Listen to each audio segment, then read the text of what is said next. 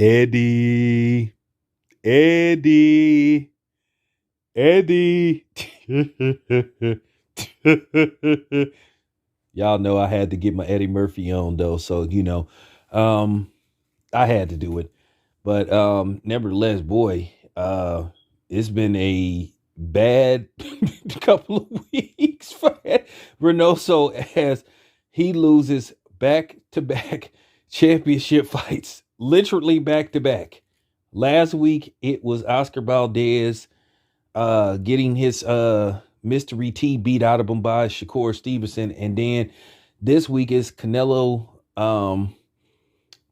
getting the clenbuterol beat out of him by Dimitri Bibble.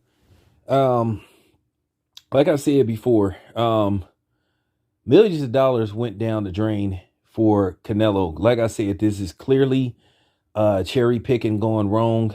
Canelo was fooled by Dimitri Bibble's record.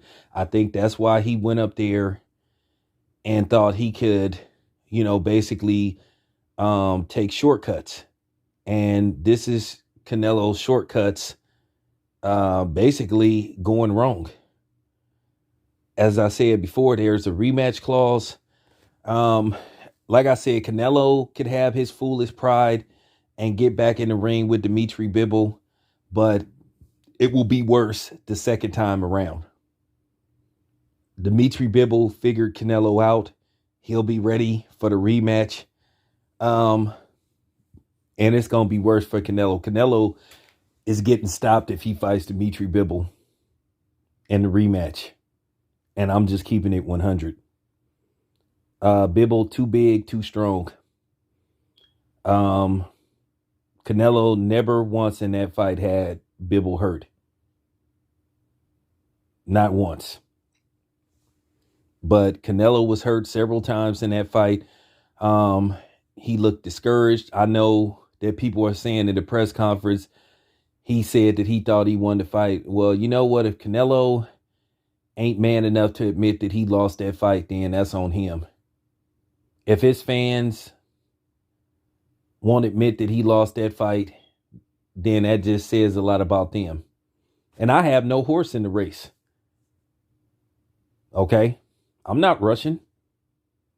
Okay? But I'm just telling the truth by what happened yesterday. Canelo got beat down.